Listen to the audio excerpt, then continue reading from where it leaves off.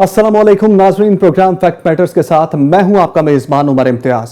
Programme के मेजबान मुदस्सर इकबाल की गैर मौजूदगी में आज मेजबानी के फराइज मैं सर अंजाम दूंगा। नाज़रीन, मुल्क पाकिस्तान में इस वक्त एक जानिब स्मोक का रोग दिन ब दिन बढ़ता चला जा रहा है और दूसरी तरफ दहशतगर्दी एक बार फिर से सर उठाने लगी है।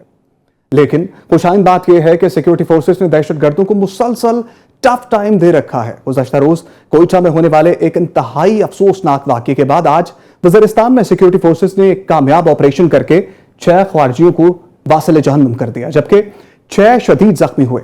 इन सब चैलेंजेस के बावजूद सियासत के महाज पर हंगामा आराई भी जारी है। पाकिस्तान तहरीक इंसाफ ने एक बार फिर मुल्कगीर एहतजाज का इंदिया दिया है। गुज़श्ता रोज स्वाबी में पीटीआई का जलसा हुआ तो पहले ऐसा माहौल बनाया गया कि जैसे आज के जलसे में ही फाइनल कॉल दे दी जाएगी, लेकिन अली अमीन गंजापुर ने एक बार फिर कारकुनान को फाइनल कॉल का इंतजार करने का कह दिया।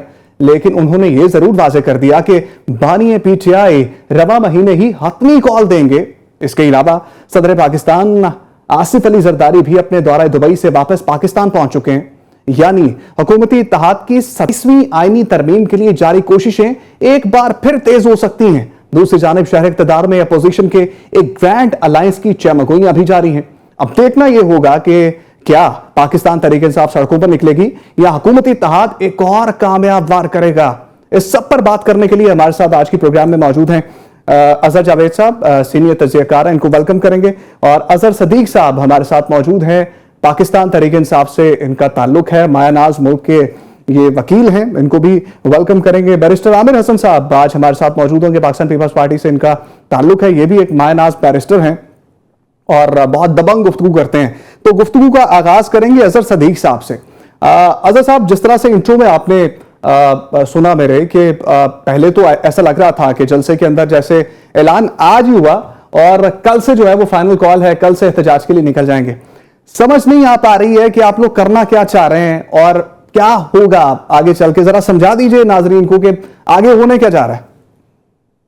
बहुत शुक्रिया। नहीं, देखिए, बड़ा क्लियर मामला है, कोई डाउट नहीं है, कोई ऐसे हालात और वाकयात नहीं है, आपके सामने है। अभी हमने एक कामयाबी तो हासिल कर ली कि वरना डिटेंशन ऑर्डर खांसने के ऊपर अब तक 2022 के अंदर 10,000 डिटेंशन ऑर्डर थे, 2023 में कुछ 4,770 डिटेंशन ऑर्डर थे और हर जलसे के अंदर रिसेंट जो लाहौर का जलसा था उसमें 487 डिटेंशन ऑर्डर सिर्फ लाहौर के थे। तो सेक्शन 3 जो अमल दरामद रुक गया हुआ है। 144 का नफाज जब दिल चाहता है 144 का नफाज लगा देते हैं। जलसा सवाबी में था, 144 का नफाज रावलपिंडी के अंदर था, इस्लामाबाद के अंदर था और आपने देखा खंदकें खोदी गई, रोका गया, बैरियर लगाए गए, उसके बावजूद जम्मे गफीर जो है वो वहां पर पहुंचा। वो एहतजाज हमारा आईनी हक है, आर्टिकल 15, 16, 17, 19 से ये आजादी हमें देता है। अब हमारा ये क्योंकि काफी अरसे बाद ये हो रहा था तो मोबिलाइजेशन था, इवेंट मोबिलाइज कर लिया है और वजह ये है कि इस हफ्ते में बड़ी जो आने वाला हफ्ता है इसमें बड़ी उम्मीदें हैं। जो प्रोजेक्टेड डेटे हैं वो आपके सामने रख देते हैं। 9 मई के वाकयात में इमरान खान साहब की जमानत हो चुकी है। इस लाहौर कोर्ट में 2.5 महीने पहले हमने बहस कर दी थी इसमें और प्रोसिक्यूशन टाइम लेती रही, चक्कर देती रही कि कभी बीमार हो जाना, कभी इतने भारी भरकम पैसे देने के बावजूद भी नहीं। और अल्टीमेटली प्रोसिक्यूटर जनरल आया और अदालत ने जो अपना मिनट लगाए इसको जमानत को कंफर्म करने के हवाले से। बाकी 8 जमानतें रह गई हैं, इंशाल्लाह वो भी हो जाएंगी। अगला जो इस हफ्ते के अंदर है तोशाखाना 2 जो है, बेसिकली तोशाखाना 3 कराएगा, लेकिन तोशाखाना 2 जो नया वाला केस है और FIA के पास आ गया उसमें बुशा बीबी साहबा की जमानत हो गई और 12 तारीख को लगा हुआ है। FIA वगैरह को नोटिस हो गए हैं, उसमें कोई यानी उसमें कोई डाउट नहीं है कि वो ज्यादा लंबा जाएगा और उसमें जमानत इंशाल्लाह लजीज हो जाएगी। फिर 14 तारीख वाले दिन तोशाखाना जो 1 है वो केस लगा हुआ है। तोशाखाना 1 बहुत अहम मामला है। जो इलेक्शन कमीशन का, आपको पता है वो बदनीति में सारा एलिमेंट हुआ था। 120 दिन के अंदर इस्तगासा दायर होना था। इलेक्शन कमीशन ने अपने इख्तियारात नाजायज इस्तेमाल कर तो नाअहल किया।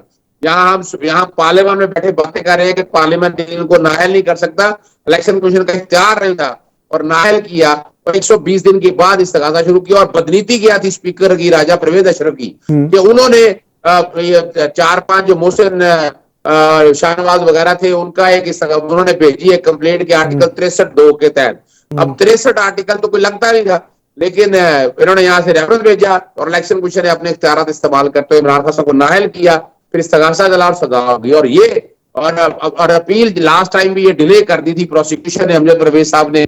अब 14 तारीख को है, कोई लंबा केस नहीं है, आधा घंटा पौना घंटा घंटे के अंदर सिर्फ एक छोटा सा ये नुकता है अच्छा। कि 120 दिन के अंदर तो इमरान खान साहब इंशाल्लाह वहां से बरी हो जाएंगे। फिर एक ठीक है, वो बरी हो जाएंगे। आप लोग बहुत एफर्ट कर रहे हैं, आप लोग भी चाहिए लग जाए ताकि काम अजहर साहब आप लोग बहुत एफर्ट कर रहे हैं, लेकिन सवाल मेरा ये था कि इंतशारी सियासत कब खत्म कर रहे हैं आप लोग, और मुफाहमत की टेबल पर कब आएंगे? अवाम को उलझाया हुआ है और मामला जो है वो जू के तू है। अच्छा देखिए, मैं बड़ा दुख और अफसोस होता है, लफ्ज इंतशारी पे सीरियस ऑब्जेक्शन है। इंतशारी तो वो होती है ना जो बैठकर आप तोड़ फोड़ और ये सारा कर जाए। 9 मई का वाकया तो हमने किया नहीं, उसके बाद देख लें।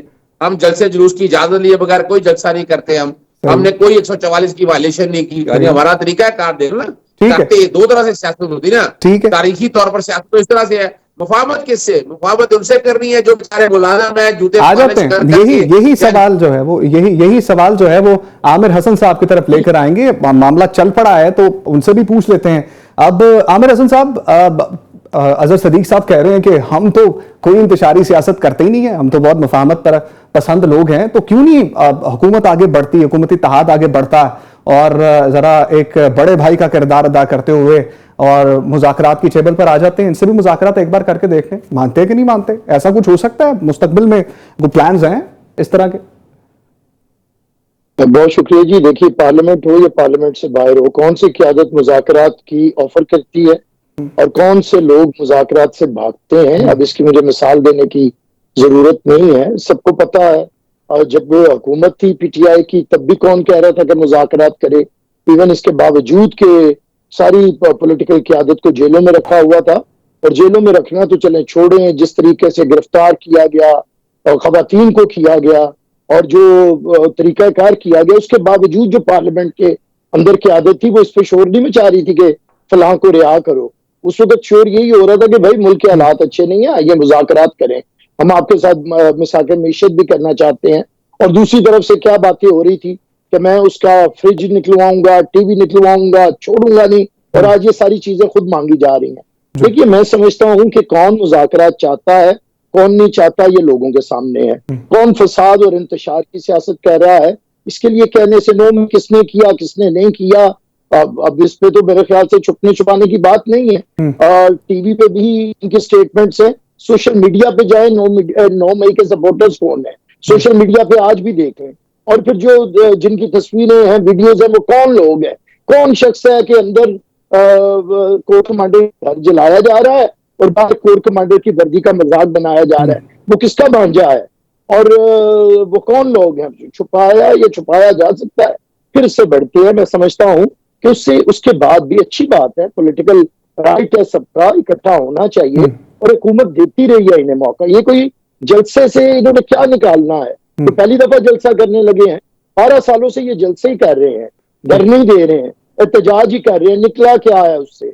बात तो ये है ना, उसके बाद उसमें से इंतशार निकला है, फसाद निकला है।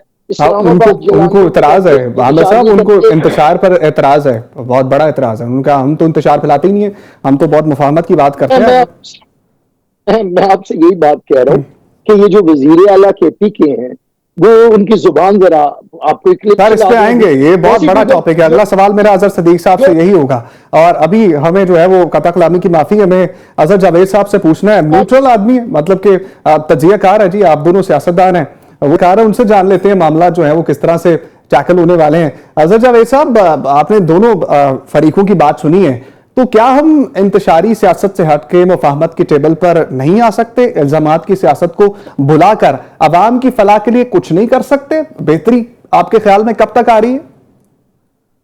जी बहुत शुक्रिया। देखिए, पाकिस्तान के मसाइल का हल सिर्फ और सिर्फ मुज़ाकरात में सबके टेबल पर बैठने पे, और तहरीक इंसाफ की जो क़यादत है, जो पाकिस्तान में मौजूद क़यादत है, उसको ये बात का एहसास है, वो बैठना भी चाहते हैं, और बल्कि बैठे भी हैं। एक बड़ा खुशांद अमर था जब 26वीं तरमीम हो रही थी और पीटीआई के जो रहनुमा थे मौलाना फजल रहमान के जरिए हुकूमत से एंगेज तो हुए थे, चाहे वो, लेकिन वो डायरेक्ट नहीं हुए। लेकिन ये एक बहुत अच्छा मतलब साइन था पॉजिटिव कि पीटीआई की क़यादत जो मुसलसल मुज़ाकरात से इनकार कर रही थी, 26वीं तरमीम पर एंगेज हुई। अब देखें, अब सूरत क्या है कि तकरीबन तमाम जमातें इस वक्त एक साइड पे हैं, तरीके इंसाफ एक साइड पे है। पाकिस्तान में जब तक आप माशी इस्तेहकाम नहीं लेके आएंगे, मसाइल का हल नहीं होगा।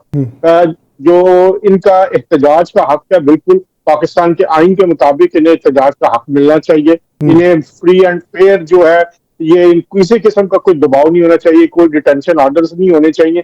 लेकिन दूसरी तरफ ये भी देखना होगा कि क्या इस एहतजाज की सियासत की वजह से तहरीक इंसाफ को अब तक कोई फायदा मिल सका।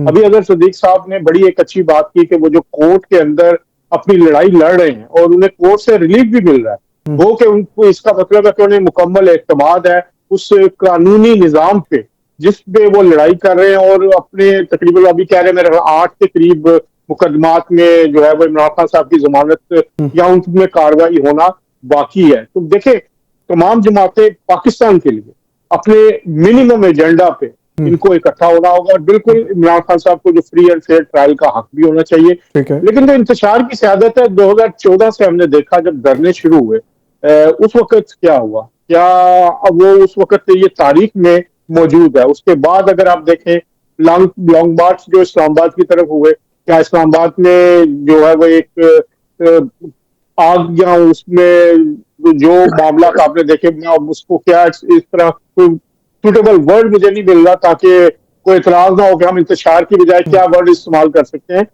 तो इस वक्त अगर ये लोग लड़ते रहेंगे, तमाम सियासी जमातें जो एक तरफ है तरीके इंसाफ, तो पाकिस्तान को अगर आप बाहर की नजर से देखें तो मुश्किलात नजर आ रही हैं। तरीके इंसाफ की सियासी हुकूमत अमली अब तक 26वीं तरमीम के पास होने तक फेल हुई है। अब देखिए, जो पाकिस्तान के आर्मी चीफ हैं अगले 3 साल के लिए आ चुके हैं। इस वक्त सदर पाकिस्तान मौजूद है, हुक्मरान इत्तेहाद के शहबाज शरीफ साहब वजीर आज़म अगले 5 साल तक जो नजर आ रहा है इस वक्त तक की सूरत हाल में। तो एक ठहराव, मैशत जो है वो आगे बढ़ रही है, स्टॉक एक्सचेंज जो है वो ऊपर जा रही है, इसके बाद महंगाई में आपको कमी नजर आ रही है। तो इस सूरत हाल में अगर तहरीक इंसाफ की अब आखिरी उम्मीद जो नजर आ रही है वो डोनाल्ड ट्रंप साहब है, और बिल्कुल वो अमेरिका की पाकिस्तान के अंदर इस पर आते हैं। हमारे पास वक्त कम है और हमने वर्डिक्ट लेना है अजहर सदीक साहब का।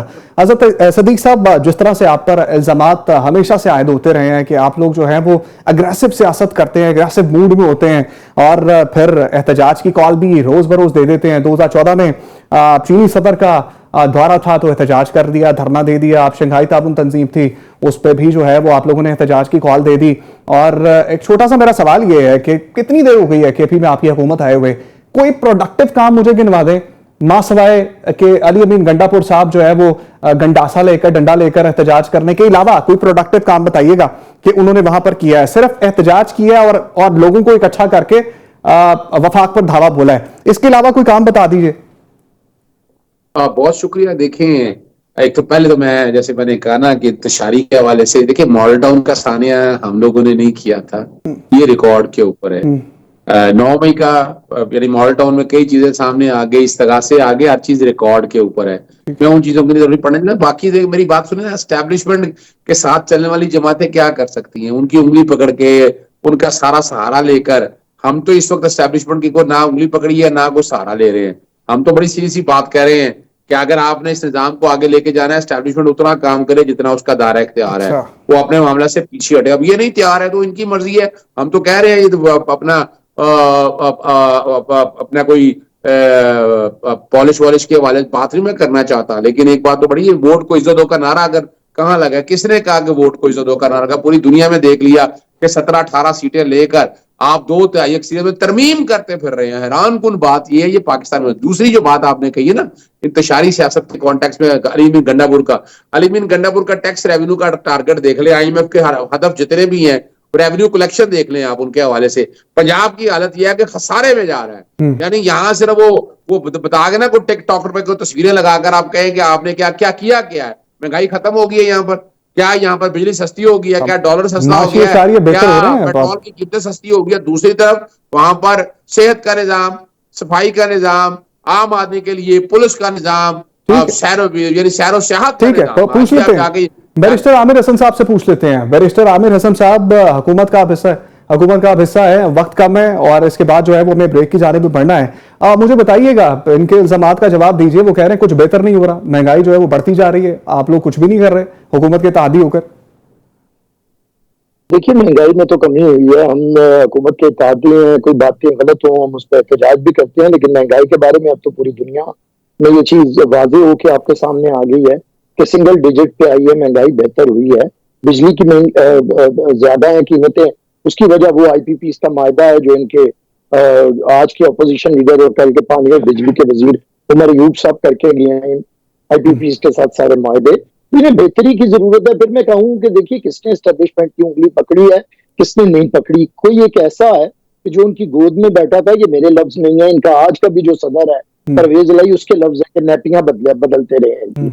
और फिर उन्होंने इनकी उंगली छोड़ी नहीं है, इन्हें धुतकारा है और इन्हें बिल्कुल पालकों को उन्होंने लेने से इनकार किया है कि ये प्रॉब्लम है। आज भी इनकी ख्वाहिश ये नहीं है मुल्क में जमहूरियत आए, आइन की बालादस्ती हो। इनकी आज भी दिल है कि कोई बाजवा जैसा बाप इन्हें मुयस्सर आए। अब ये नहीं नजर आ रहा तो इन्हें तकलीफ है। अदरवाइज इनके क्या जमहूरी क्रेडेंशियल्स हैं, क्या इनकी डेमोक्रेटिक स्ट्रगल है, और कहां पे ये डेमोक्रेटिक रहे हैं। इमरान खान की जिंदगी जनरल जिया से शुरू होती है, जनरल मुशर्रफ पे आती है और जनरल बाजवा पे बामे अरूज पाती है। तो वो बंदे किसी को ताना दें तो पहले तो अपने गिरेबान पे झांकना चाहिए और फिर बात करनी चाहिए। हाँ, अगर ये मुल्क में जमहूरियत और आइन की बालादस्ती के लिए कुछ करना चाहते हैं तो आइए बैठिए। हम भी चाहते हैं मुल्क में शफाफ इलेक्शन हो, जो कि आज तक हमें मुयस्सर नहीं आए हैं। अगर इसके लिए कुछ करना है तो आपको बातचीत सियासी क़यादत से करना पड़ेगी।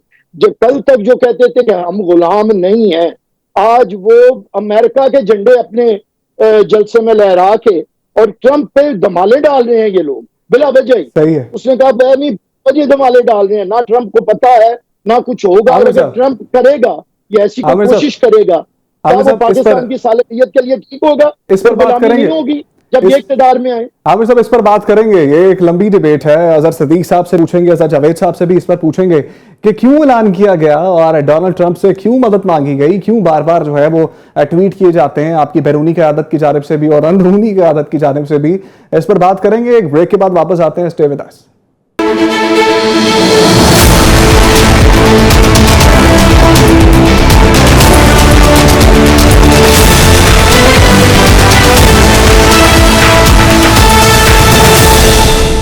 वेलकम बैक नाजरीन। ब्रेक से पहले हम बात कर रहे थे कि अमेरिका के पास जाया जाता है, अमेरिका को मदद के लिए पुकारा जाता है। अजहर सदीक साहब डिनाई कर रहे थे कि हम लोगों ने कभी किसी से मदद नहीं मांगी, लेकिन वाज़े तौर पर देखा गया है कि पाकिस्तान तहरीक इंसाफ बाकायदा तौर पर कह रही थी कि ट्रंप जब आएगा तो लग पता जाएगा। अब तो आ भी गए हैं, अब देखना ये है कि पता लगता है कि नहीं लगता। अजहर जावेद साहब, आपके ख्याल में मामला जो है वो क्या होने वाले हैं? क्या ट्रंप के आने से कोई रिलीफ मिलेगा पाकिस्तान तहरीक इंसाफ को, जो बबांगे दोहल जो है वो नारे मारे जाते हैं उनकी जानिब से? देखिए जी, ये एक चीज हकीकत है कि पाकिस्तान की सियासत के अंदर अमेरिका और बरतानिया का किरदार रहा है। अगर आप देखें तो माजी में भी अमेरिका की तरफ से जो मुदाखलत होती रही है। अब ये अलग बात है कि किसने वो मुदाखलत मानी और किसने ना मानी। अगर आपको याद हो तो बरतानिया भी इसमें किरदार अदा करता। अब जो ये बात है ना कि एस्टेब्लिशमेंट की मुदाखलत, मुझे आज भी याद है कि लंदन प्लान यहाँ पे जब बना था, तो मैं इस चीज को आई विटनेस हूँ, बहुत सारी चीजें मेरे सामने हुई। उस वक्त यहाँ लंदन में भी इमरान खान साहब तशरीफ लाए थे, एक हाजिर सर्विस ISI के ऑफिसर मौजूद थे, डॉक्टर ताहिर अल कादरी साहब मौजूद थे, और ये सब लोग मिलके, चौधरी परवेज लाई साहब मौजूद थे। इन्होंने पाकिस्तान के अंदर धरनों का एक प्लान बनाया था जो बाद में लंदन प्लान के नाम से शुरू हुआ। तो एस्टेब्लिशमेंट की मुदाखलत जो है ना सिर्फ पाकिस्तान के अंदर, बाहर से भी हुई है। जहां तक बात है ट्रंप की, ट्रंप देखे PTI के सपोर्टर्स हैं, बिल्कुल अमेरिका में हैं, और उनके पास अच्छी फंडिंग है और वो बड़ी देर से लगे हुए हैं, कोशिश कर रहे हैं। उन्होंने लॉबिंग फॉर्म्स हायर की हुई है। यही हाल बरतानिया में भी है। बरतानिया अब लॉबिंग फॉर्म्स के जरिए उन्होंने सेनेटर्स को अप्रोच किया है, और सेनेटर्स जो है वो अपने जो हल्का के लोग हैं उनकी वो बात सुनते हैं। अब जो अगर वो बात आगे लेके जाते हैं, ट्रंप जो है अगर उन पे है वो किस तरह देर कब मुदाखलत करते हैं, क्योंकि जनवरी, अब ये जरूरी नहीं है कि ये इनके एजेंडे पे हो जी इमरान खान साहब की ही मैंने बात करनी है, उनके बाद और बहुत सारे काम है और बहुत सारे मसाइल है। और 20 जनवरी तक तो वैसे भी वो उसमें व्हाइट हाउस में नहीं होंगे, इक़्तिदार वो 20 जनवरी को बाद संभालेंगे। लेकिन बात यह है कि क्या जो अमरीकी अवामी से नामंजूरी का नारा लगाया था पाकिस्तान में तरीके इंसाफ, जिसकी वजह से उसे पॉपुलैरिटी मिली थी, क्या ट्रंप के जो मुदाखलत करने के बाद वो जो पॉपुलैरिटी थी वो बरकरार रख पाएगी तरीके इंसाफ? क्या ये महंगा सौदा नहीं होगा तरीके इंसाफ के लिए कि वो उस गुलामी नामंजूर को गुलामी मंजूर के नारे में बदले? तो ये बहुत सारे पॉलिटिकल इसके बैकलैश आ सकते हैं। और जहां तक मुदाखलत की, देखें स्टेट्स की जो पॉलिसीज होती हैं, अमेरिका हमेशा अपने मुफादात को देखता है। इस वक्त पाकिस्तान के अंदर जो मुफादात है उसके वो पाकिस्तान की एस्टेब्लिशमेंट से जुड़े हुए हैं। और एक बात वाज़ेह हो चुकी है कि जो पाकिस्तानी एस्टेब्लिशमेंट है, पाकिस्तान फौज की जो क़यादत है, वो अगले 3 साल तक नहीं बदलनी। और उसके मुताबिक अगर आप बहुत सारे मामला को देखें, अभी हमारे आर्मी चीफ पाकिस्तान के लिए, पाकिस्तान की माशी की तरक्की के लिए बहुत अहम किरदार अदा करते हैं। अभी पिछले दिनों सऊदी अरब वो गए हुए थे, उससे पहले जो IMF का पैकेज आया उसमें उनका बहुत अहम किरदार था, जिसका वजीर आजम ने भी इकरार किया कि उन्होंने दो जो मुमालिक हैं उनके साथ बात की। तो पाकिस्तान का जो ऊपर से ईरान का मामला है, ईरान और इजराइल के मामले में अमेरिका इजराइल के साथ खड़ा है, और ईरान की उस मौके पे पाकिस्तान की जरूरत अमेरिका को ज्यादा एस्टेब्लिशमेंट की। तो मेरा नहीं ख्याल कि अगला कोई 6 महीने साल में ट्रंप साहब की तरफ से या एडमिनिस्ट्रेशन की तरफ से देखना यह है कि अब कुछ वहां से कोई जवाब आता है कि नहीं आता। अजहर सदीक साहब से की तरफ आना चाहेंगे, उनसे बात करना चाहेंगे। अजहर भाई, अजहर साहब ये बताइएगा कि 26वीं आईनी तरमीम के नुकात पर आप लोगों को इतराज है, आप लोग उसको चैलेंज भी करना चाहते हैं और फिर अदालतों में भी जाने का कह रहे हैं। मामला तो पार्लियामेंट या अदालतों से हल होने हैं, सड़कों पर क्या ढूंढा जा रहा है फिर? अच्छा, मैं ट्रंप का तो जवाब दे दूं आपको।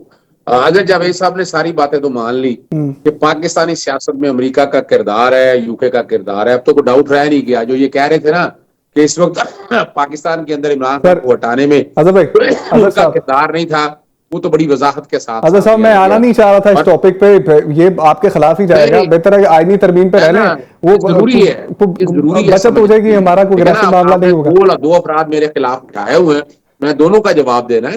सर आप आईनी तरमीम पे बात कर रहे हैं, ये बात निकलेगी तो दूर तक जाएगी, हमारे पास सिर्फ वक्त थोड़ा है। बता दें, मैंने आपके हवाले से देखिए, मैंने इस चीज का आपको जो उसके ट्रंप की लॉबिंग है, तरीके साथ की कोशिश जवाब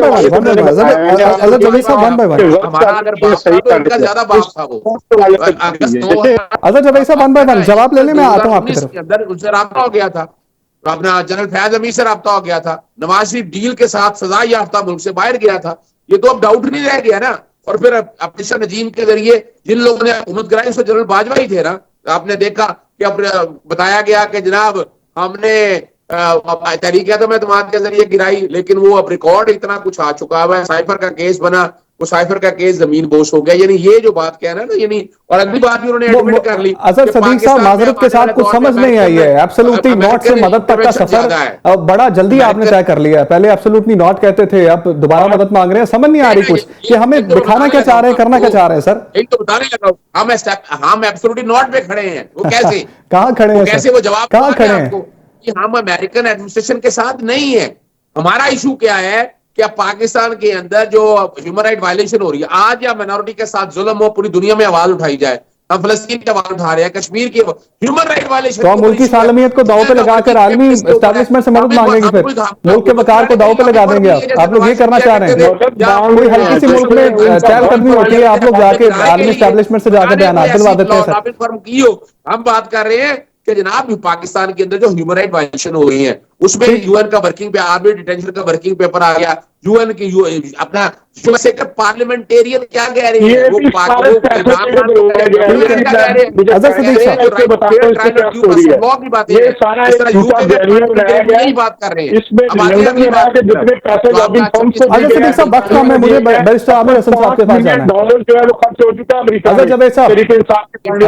बता दूं आपको, नहीं किसी को पता तो मैं क्या करूंगा सर मुझे हर जगह इल्जाम यही लगता है कि जनाब वो भाई कहाँ हुकूमत गिराने के लिए, ये नहीं है, ये गवर्नमेंट ने खुद लॉबिंग फर्म हायर की है इस वक्त। वो पता है, अगर जवेद को भी पता है कि गवर्नमेंट ने किस नाम से लॉबिंग फर्म हायर की है अमेरिका के अंदर। अब इसको छोड़े इन बातों को, ये अगर ठीक है सर, आपकी पहले मैं सब डिमांड बातें करता सर हूँ, आंखों सारे पर, डिमांड हमारी करेंगे, हर बात आपको रद्द जवाब है। दे। हद है, वो फिर आपने सुना होगा।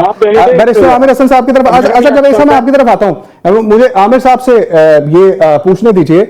आमिर साहब, मामला आपके सामने है। एक तरफ जो है वो अमेरिका को एब्सोल्युटली नॉट कहना, फिर उसकी तरफ जो है वो दोबारा से रिज्यू करना कि आएंगे तो बानी पीटीआई को बाहर निकालेंगे। दूसरा, 26वीं आईनी तरमीम में शामिल नहीं होना, और लेकिन एहतजाज के लिए सड़कों पर निकलना है। वो क्या रहा है, समझ नहीं आ रही कुछ। देखिए, 26वीं आईनी तरमीम में ये शामिल रहे हैं। अब हमारी गवाही नहीं, मौलाना फजल रहमान की गवाही काफी है कि सारी चीजें इनकी मर्जी से होती रही हैं।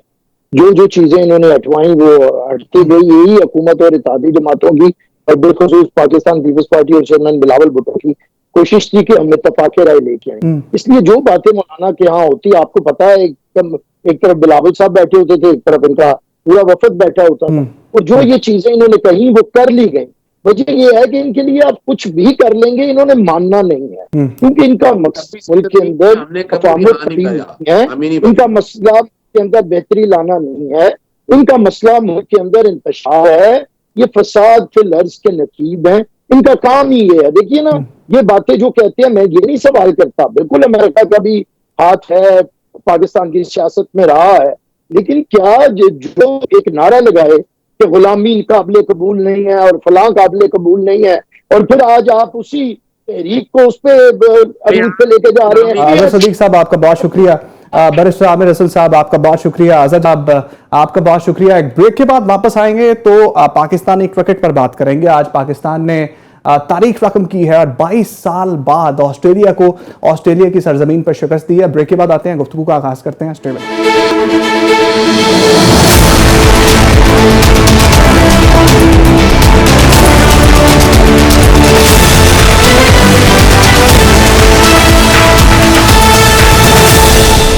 वेलकम बैक नाज़रीन। ब्रेक के बाद एक बार फिर से आपको खुशामदीद कहते हैं और अच्छी खबर के साथ आगाज करते हैं। पाकिस्तान ने 22 साल बाद बिलाखिर एक जमूत को तोड़ा है और ऑस्ट्रेलिया को उसकी सरजमीन पर शिकस्त दी है। इससे पहले वकार यूनुस की क़यादत में पाकिस्तान ने ऑस्ट्रेलिया की सरजमीन पर शिकस्त दी थी, लेकिन अब मोहम्मद रिजवान की क़यादत में पाकिस्तान ने ऑस्ट्रेलिया को शिकस्त दी है। चारों शाने चित किया है और इंतहाई शानदार परफॉर्मेंस पाकिस्तानी टीम की जानिब से बॉलिंग डिपार्टमेंट में, बैटिंग डिपार्टमेंट में, फील्डिंग डिपार्टमेंट में। अब जहां कहा जाए पाकिस्तान ने बेहतरीन किया है, वहां ही बेहतरीन के अल्फाज भी कम पड़ जाते हैं। इससे भी कुछ बड़ा अगर बड़े अल्फाज होंगे तो वो पाकिस्तानी टीम के लिए बोलने का दिल चाहता है, क्योंकि इतनी शानदार परफॉर्मेंस है कि दिल बाग बाग हो गया है। इस पर बात करने के लिए हमारे साथ मौजूद है हुस्नैन लियाकत, स्पोर्ट्स एनालिस्ट है। इनको भी प्रोग्राम में खुशामदीद कहेंगे।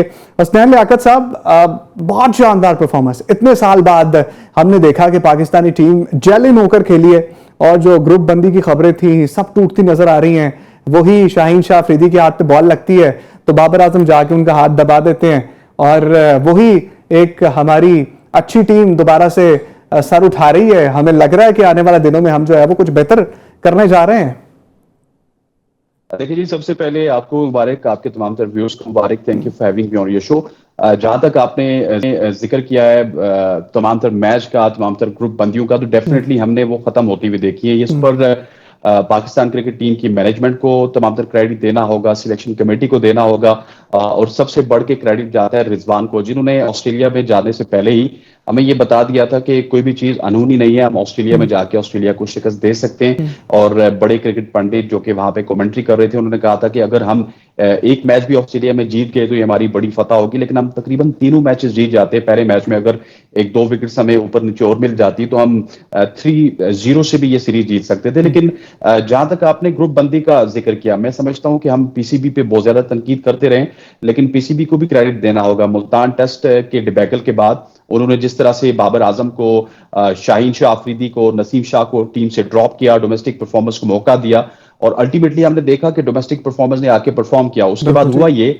कि जो हमारे स्टारडम वाले प्लेयर्स थे, स्टार प्लेयर्स थे, उनको ये समझ आई कि उन्होंने अगर टीम में रहना है तो ग्रुप बंदी के साथ वो टीम में नहीं रह सकते। There is no more grouping in the team, उनको परफॉर्म करना होगा। और अल्टीमेटली उन्होंने ये सोचा और हमने ऑस्ट्रेलिया में देखा, उन्होंने परफॉर्म भी किया।